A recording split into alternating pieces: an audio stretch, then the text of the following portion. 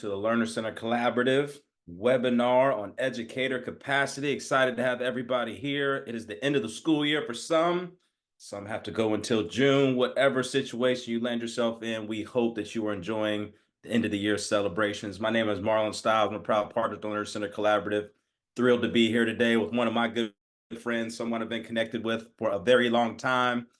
Somebody I've looked up to, never told him this before, but always looked up to his visionary mind and excited to be able to showcase and pick that thing today and offer some conversation and some content around educator capacity building. So without further ado, Royd, can you do us a favor, please? Can you introduce yourself and let the guests know who you are, where you're from, and what you're doing? We got a great view of your office there in the background. Thanks for being here, partner. Yeah. And that's a better picture than all the papers on the wall behind my head. Royd Darrington, I'm the assistant superintendent at Juab School District. We're a small rural district in central Utah. We have about 2,800 kids in our district, and we have been chasing after, the hopes of improving education for our students for about 10 years, 12 years. And really focusing in heavily on that kind of personalized approach to learning for our students. And as it applies to today's conversation, one thing that we've really worked hard on, that we know our teachers are they're the linchpin, they're the connection to our students. And we worked really hard to make sure our teachers feel confident and comfortable and try to provide them opportunities to grow and to learn and to perfect their practice and skills. And we've tried to do it in a way that modeled what we hope they would present to their students. So really a personalized approach to teacher capacity building. Fantastic. Well, excited to have you here today. I just want to say I've been to Juab on a school visit and just was blown away, not just what they do for their learners, but they really pay close attention to what the needs are and the spaces they need to create and the conditions they need to create for their staff to be able to shine bright and do what they need to do for kids. So Royd, I'm going to throw a couple questions at you today. Really looking forward to some two-way conversation for our guests. There's some content that surfaces and you have some questions, please drop that in the chat for us. Royd and I would love to just have some two-way dialogue with you as we engage in the conversation that's taking place. So Royd, I know you just shared a little bit about what's happening in Juab, but I just want to give you some space to maybe give us a little broader overview or maybe extend on your opening comments around the capacity building framework and the practices and approaches you take at Juab to really invest in your teachers. Yeah, so again, about years are running together now. I'm going to say 11, 12 years ago, we came together as a district and we said we want to do something more. We want to be better at meeting the individual needs of students. And really the vision and the idea was really to springboard education from that traditional model into something that provided exceptional opportunities for our students that traditionally they wouldn't receive. We were as normal, traditional, small rural districts, small rural thinking. We had our master schedule. It was built the same way every year. It did the same thing. Students had the same opportunities, which were minimal. And we just knew we wanted something better. And coming into the district, that was one of the things that I was asked to bring to the district as a new employee, a new administrator. And so we went to work, and really what has grown in Utah to a state movement, as some of you might be aware, in the state of Utah has really tried to lead out in this space of personalized competency-based learning.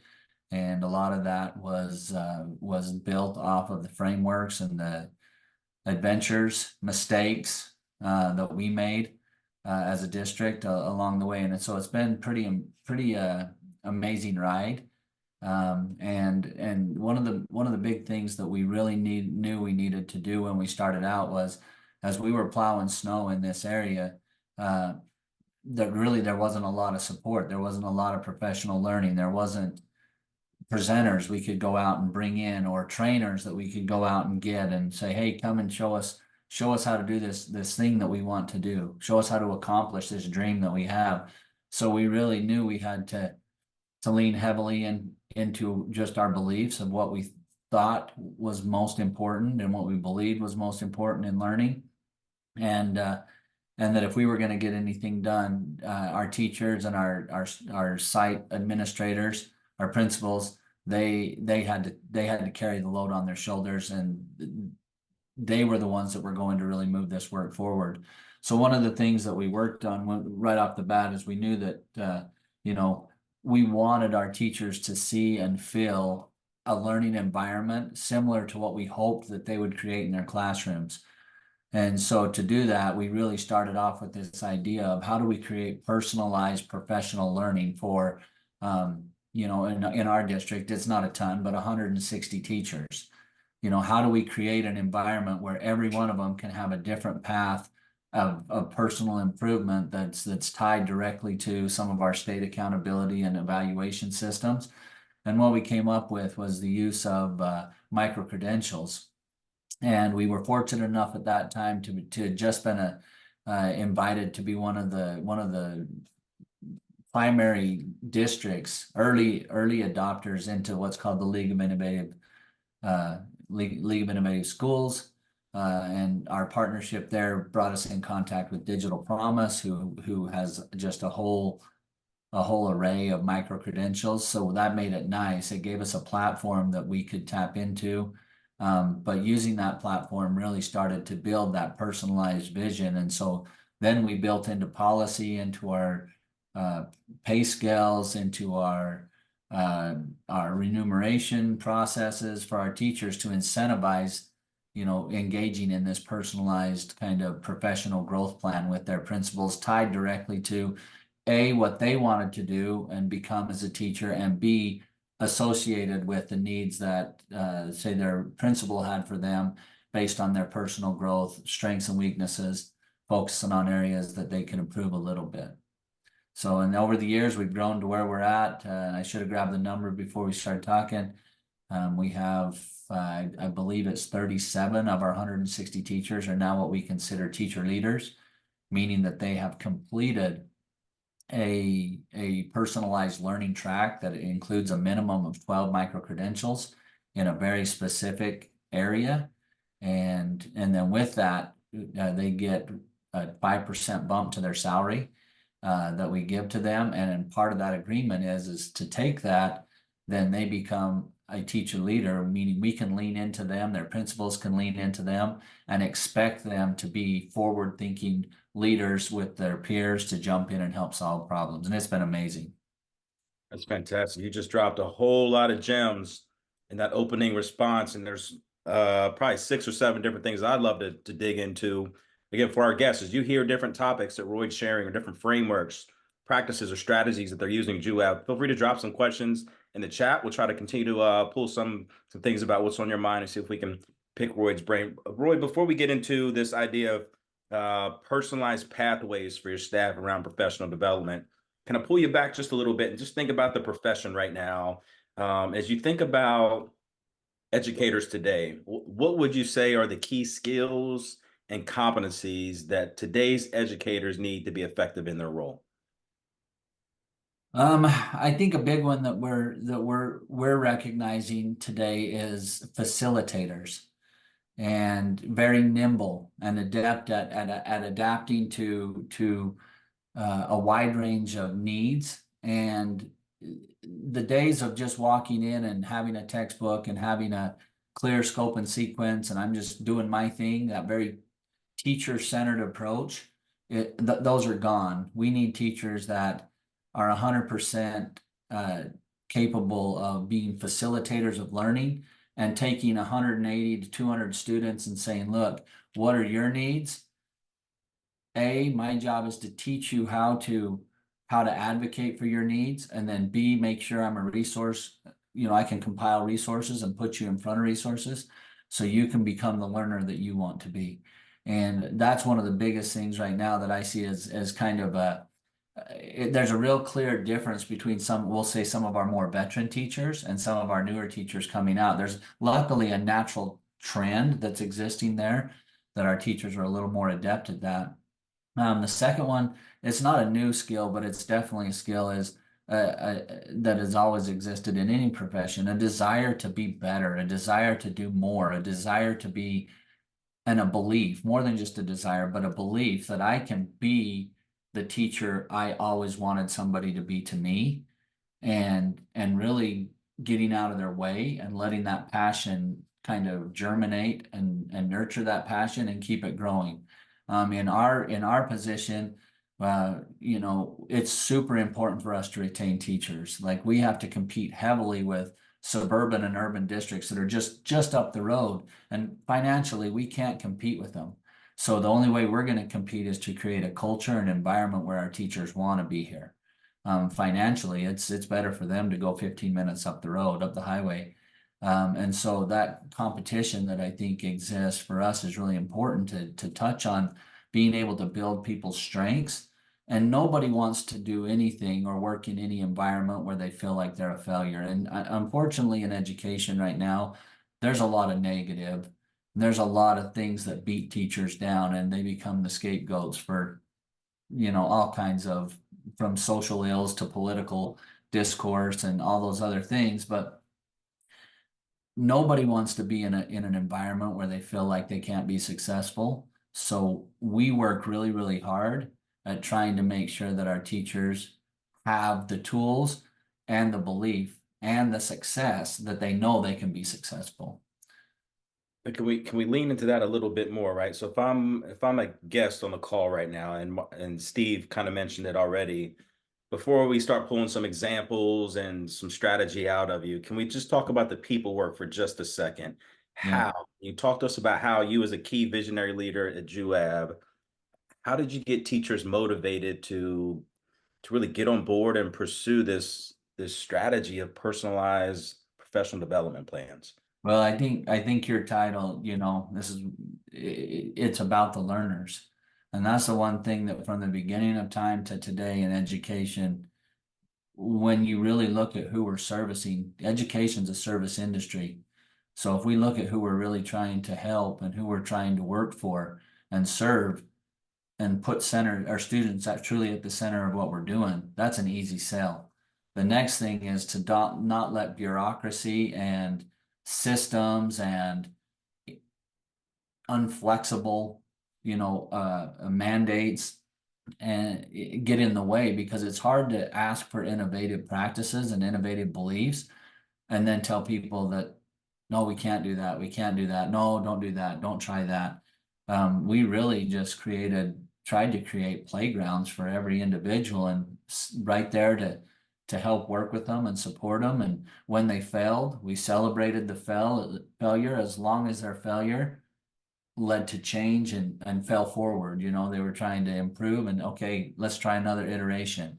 We're going to see what worked out of that. And if nothing worked at all, at least I want to congratulate you for the fact that you put this time and effort into trying to be better.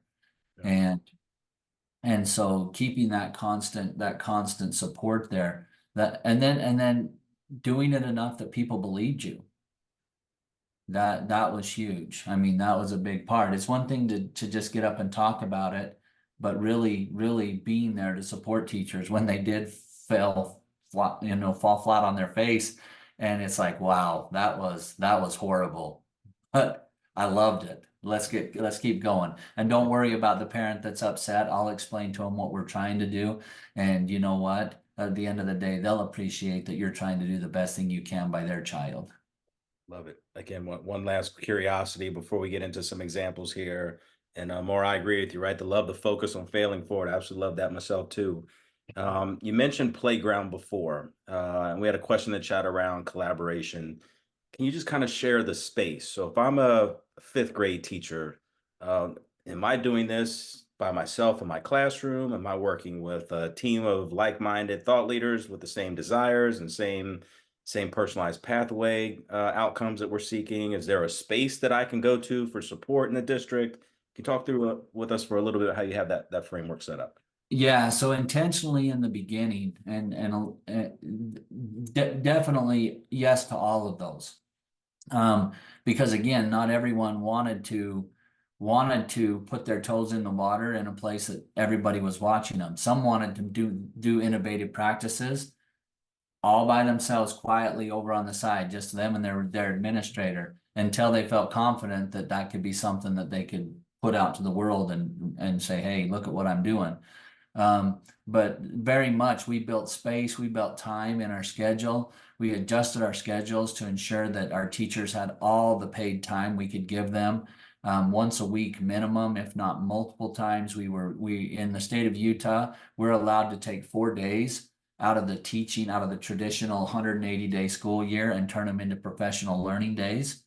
That's something that we're allowed to do. So we absolutely grabbed those days, gave our teachers space, brought grade level teams across the district together, vertical teaming, school to school teaming, and really just we were very, very visible about, hey, we're trying to work on this idea or this practice.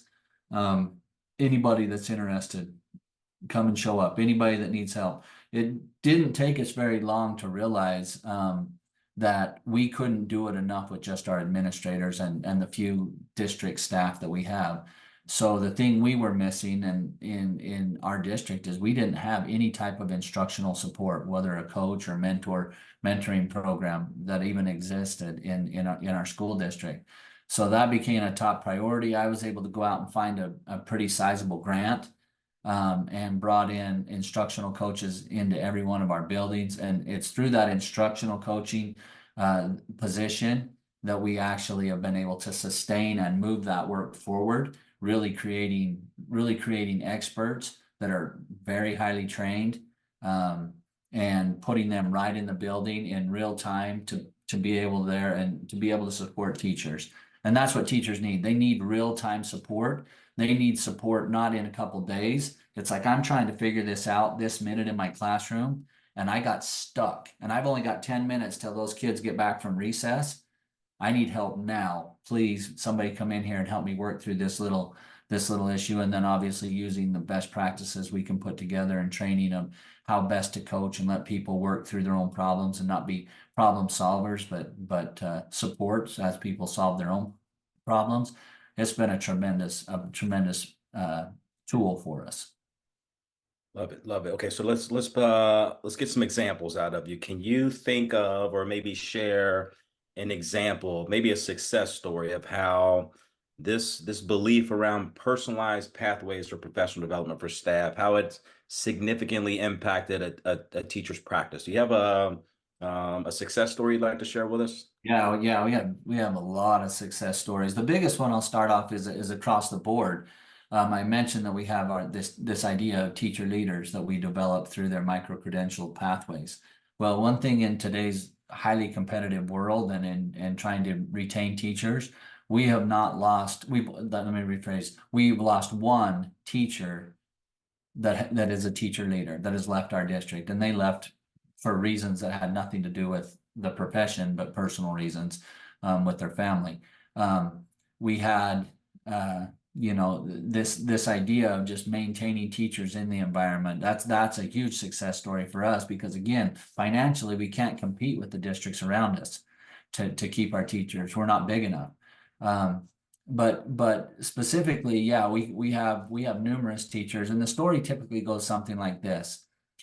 And this is from the backside when they reflect on where they've come to, and that is, I didn't believe that it was ever possible for me to be able to even start to address the needs really of every single student on a personal level, like you want us to do as a district.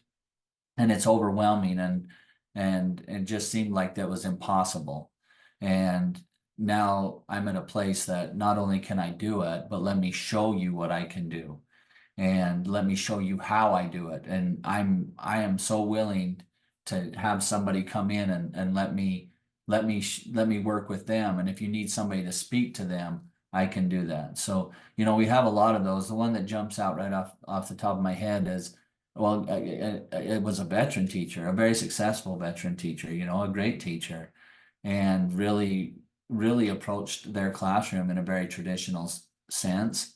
And it just didn't seem possible or even reasonable to try to consider disrupting what her practices have been for, I want to say, 20-something years. And the question that was posed is, well, what do you got to lose? Why not try it and see how it goes? why don't you try to see if you can take what are already great practices and move them forward? And then to watch this very successful veteran teacher move forward and grow personally, and then recognize that she was growing personally and that she was now starting to impact students that she had never impacted before. That was super powerful for her. And then from that, she's since retired in the last couple of years. But to watch her springboard from that and to become, she was already a great teacher, already a leader, but to watch her elevate herself even more and the influence that she's had on our district was outstanding. You see it all the time with younger teachers. It's very easy to see because the response we get from them is, man, I'm being the teacher I wished I always would have had. I wished my teachers would have treated me the way that we're treating our kids. So I don't know if that is what you're looking for there or not, but Oh, that's fantastic. I appreciate you sharing that. You mentioned before the ups and downs in the journey, and we all have them across our school systems as leaders, as practitioners, just as educators in general. mhm. I'm wondering if you'd be willing to just be a little vulnerable for us for just a few moments. Yeah. And as some of us are entertaining a different type of model to support the professional development needs of our staff, do you mind just sharing maybe what were some of those journeys where it was a little difficult, maybe to get people adjusted to the change initiative, or some areas in which you wish you'd have doubled down before that might have yielded Yeah. some greater impact? But can you open up for us for just a minute? Yeah, so I mean the road to where we are is just littered with mistakes and missteps and miscues. Yeah, like I say, we didn't know what we were doing. We just knew we wanted to do it and we needed to do it if we really believed in what we believed about learning and about students. Along the way, one of the things that was a huge miscue was unfortunately this work started in a school. It started with me as a building level administrator, not as a district level administrator. And so we were just blissfully unaware of anything that anybody else was doing because we were just, I mean, we were cruising and we were hitting all the benchmarks and making all the changes that we were hoping to make. But then when that was asked to take those successes and scale them up to the district level, um, there was a lot of regret at that point, saying, "Man, I sure wished we would have been better at bringing people along and communicating with our public as a whole rather than just the parents of those students that were in the one school at the high school." Um, Another major misstep for us is that we were so busy and looking back, I think it's a little bit of an issue of scale as a small district. We were so busy in just the work that even when we got back on track with all of our schools and we were kind of hitting our stride again as a district, one thing we weren't doing is we weren't being intentional and systematic about capturing in policy and in kind of codifying the steps we were taking. So as new teachers would come in, onboarding them into this whole kind of foreign learning environment was really, really difficult. In fact, it was more an assumption like, well, we'll let the culture of the school bring them along and they'll be fine. Look at all these leaders that are in the school. And that was happening in large numbers or in large percentages right up until COVID. And I've shared with you in COVID, our district turned over 44% of our teachers, all those wonderful veteran teachers that we had maintained and stayed on, and they were just reinvigorated and worked way beyond retirement age. When COVID hit, they're like, I'm out. I can't do this. And we had a mass exodus. Well, when that mass exodus happened, we all of a sudden found ourselves in a place where we had a lot of assumptions about what we could do to support teachers, and all of them were relatively fallacies. Like we thought we could do these things, but we couldn't. And so when we had that huge change in teacher ability and teacher skill and institutional knowledge went out the door, we were scrambling. And it's taken us, what are we now, 3 years post-COVID? It's taken us 3 years to get back to where we're barely starting to get our feet back underneath us as a district. And this time we're building solidly from the ground up. We know what we need to do, which is nice. We have a state that has evolved tremendously, so we have tons of resources, but really Juab School District is in a complete reboot. And we're going back to the basics of what does this word mean in our district? When we say competency, what does that mean? When we say personalized, what does that mean? When we say assessment or scoring or grading, what do those terms mean in our environment, in our our culture? And so yeah, that was a big misstep, and it's hurt us as a district. Like it's the last 3 years coming out of COVID have been just really, really difficult for us as a district.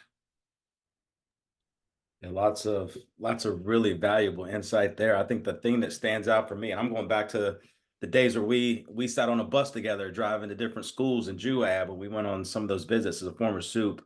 I'll be vulnerable as well. I don't think I did that either in some big change initiatives. The idea of really codifying some of the bright spots, and really capturing the things that we can really build and scale off of. I think I've swung and missed on that a number of times, and just some real reflection right now. If you had to go back and do it all over again, are there one, two, or three things that you really lean on? I'm thinking of this district wide approach, and I'm glad you mentioned where you started at your building. But if you had to do it all over again, the district level, are there one, two, or three things you would say? Yeah, number one is really, really looking at the community at its broadest levels and making efforts that are trying to reach the extremes of the community, rather than just moving forward with those that are invested in the community that are right there and easy to work with. That's the like the foundational piece that when we got to COVID and things got shook up and we didn't have great, like tons of institutional knowledge that could answer questions readily, we started having teachers trying to answer questions to parents that are new parents that weren't, they're now just bringing their kids into the system. They weren't parents previously with this. They have no idea. Our teachers have no idea how to articulate well what they're doing. So that would be number two, and that's the why. So really have that clear and focused why, and really put it in practice, make it very visible, go through the work to get the community buy-in and build the capacity of the community at its broadest levels. Go slow to go fast. We were going fast because we could, and it fit our personalities. Dr. Robbins and myself, we are very much, put the hammer down and just go. And that was great to get it started, but it wasn't sustainable as we've proved. And so we're going back. And then the third thing, which would just be wishing, would be if we could have somehow forecasted a better plan and understood better where we were going, but we were just jumping off cliffs blind, left and right. And we were saying, let's see where we land. Fortunately, the second time around, this reboot that we're going through now, the nice thing is we've got 12 years of experience and we know what we need to do and where we need to get to. And so putting those steps in place is a lot easier. It's really, really easy for us to say, look, we know we need to do this now. We didn't do it the first time, or we miscued on the first time. So if those would be the three things that I would say. One, community involvement, really go slow, get your stakeholder buy-in. Number two, understand your why, which ties to number one.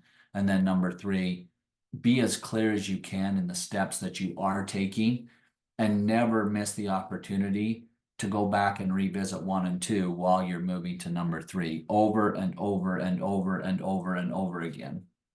Yeah, one of the best in the business here, guys. I'm telling you, you're in for a treat today to have this beautiful mind sharing some of these ideas with you. We're coming to a close here. Royd, I've got one extra question for you, but if you're okay, we do have a question that's submitted by one of our guests. I'd like to pose it to you right now, and it's going to go back to the types of protocols and training that you've got in place for your coaches. You mentioned that critical position earlier before. Any protocols or training that you found successful in moving to make this shift, and maybe maybe some insights you could share for our guests there, maybe to help provide Yeah, problem solving. yeah. So one of the big things, which it was really kind of unique, I came from a large district. I was recruited into Juab specifically for this work, and fortunately, my wife came with me, and my wife is a presidential math teacher, a presidential winner, super amazing teacher, and she was the best pickup the district actually got out of that deal. But she's also a veteran instructional coach, and she had been trained heavily in McKnight and some of the other, or in Knight and some of the other instructional leaders and some of those very formal instructional leader practices. But we came into Juab School District and they had zero instructional coaches. They've never had an instructional coach. They had no idea what an instructional coach was or how it should look. So it was a blank slate. So one thing that was really good for us, I think it was an advantage, is we were able to really lean into what should an instructional coach be and really dive into research. And there was no preconceived notions of what it should be. And because there was only one person in the whole district that had any experience as an instructional coach formally, everyone coming in, our newly hired instructional coaches, they were very malleable, and even leadership was like, we have to be really vulnerable here and say we don't even know how to use an instructional coach, we don't know how to leverage an instructional coach, we don't know the advantage, we just know we need help, our teachers need support and we need support. So we were able to be very, very strategic and very intentional about how we built our instructional coaching program. And to do that, we just leaned heavily into research and into the experts in the research in the field. And I'm trying to think some of the names show my vulnerability. I'm thinking Knight, I'm thinking Brinkman, I'm thinking some of these others that we leaned heavily into and said, okay, help us understand how should we build this, and then we did our best to build it, and we've been nimble even to today. We still are tweaking and evolving, and nothing is like this is how it has to be and that's how it is. Our culture just won't allow that. We know that every day, know better, do better, plain and simple. Plain and simple. I love the belief statement right there, right? Know better, do better. Last question for you. I know you've been talking a lot here. You were in the home stretch. You'll be able to go on that hike in the back of that the mountains right behind you when you get done here. Last question for you. And I want you to just open up for us and just start looking ahead. Looking ahead about the landscape in education. You had the foresight several years ago with this shift to personalized pathways for professional development for teachers. If you're thinking about capacity building moving forward, what would you say are the emerging trends or needs in professional development that you think we should be thinking about and starting to address?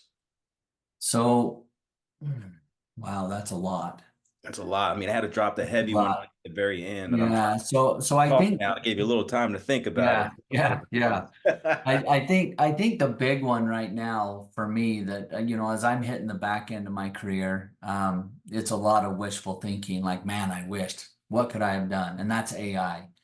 The promise of practice that's there, and I tell my teachers. I mean, it's a running joke. I'm a technological idiot, but I love to play in it. I just am really, really bad at it. Luckily, I got tech guys that know if I ask questions, they better answer them. So AI is a big one, and I think getting teachers and developing professional learning that allows our teachers sooner than later to capitalize on the power of AI for an efficiency standard. Not only is it efficient, but you can also help find the most effective practices. And you can do it very quickly. And teaching our teachers how to leverage that for their own personal growth is huge. And so we've jumped in, all in with different platforms. School AI is one that we love in our district, and our teachers letting them use and encouraging them to use it, and then teaching them safe ways to engage that and not be scared of what it might do for them, but or what it might create in the school. We have some districts that are close to us and around us that are slamming on the brakes and saying, AI is not going to come into our building. We're not going to allow that. Kids will cheat. And rather than try to fight that monster that will never win, kids are going to do what kids are going to do. We're moving to a place of, not only teach them correct principles and let them govern themselves, but also model as the adults that they see in the building, be leaders in this space.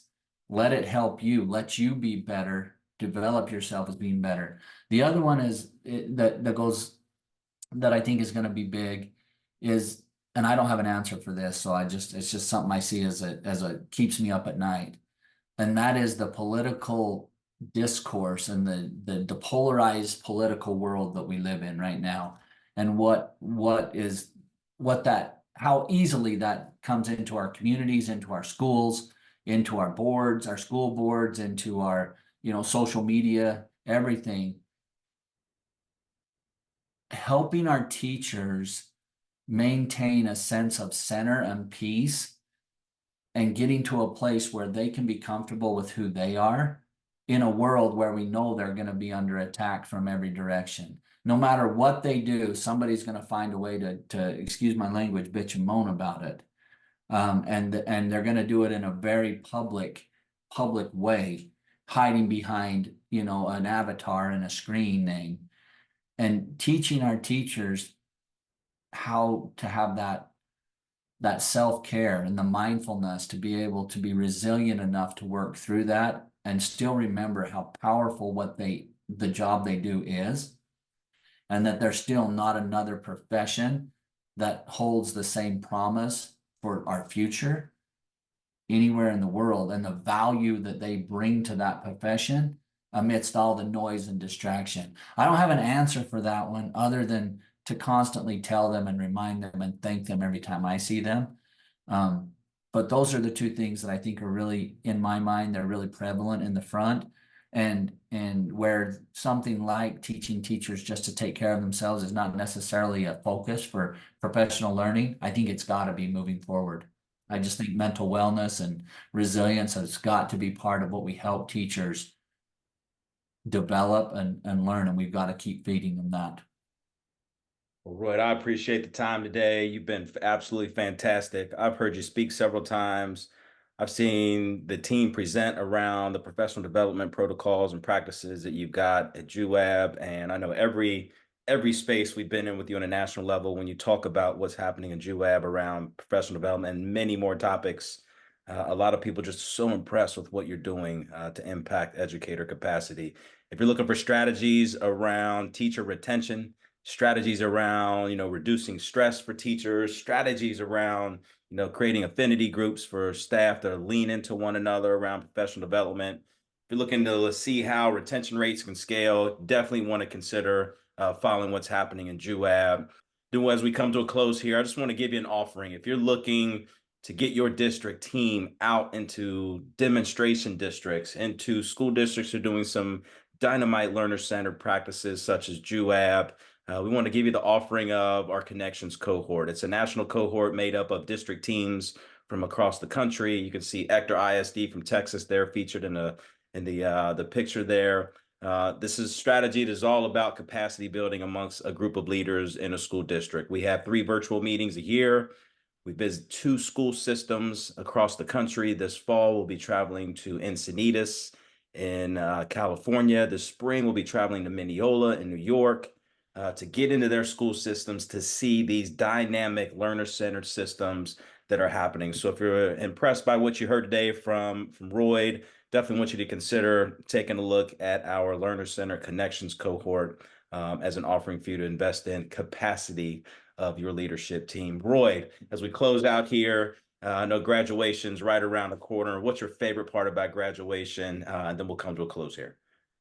For us, it's a tradition I actually came to in Juab. It's one that they've done a long time, and that is all the teachers from the kindergarten all the way up through the high school from our community. They're brought and we celebrate it together. Because that's a beautiful thing about a rural community is you watch these kids from kindergarten all the way through 12th grade, and you know them all 7 days of the week. And being able to celebrate that and come back in and just see what we do and all the knuckleheads that we put up with for 13 years. And then you watch the smiles on their face as they walk across the stage. And that's something that we're super proud of. In the last 12 years, we have never been below 97% graduation across our community.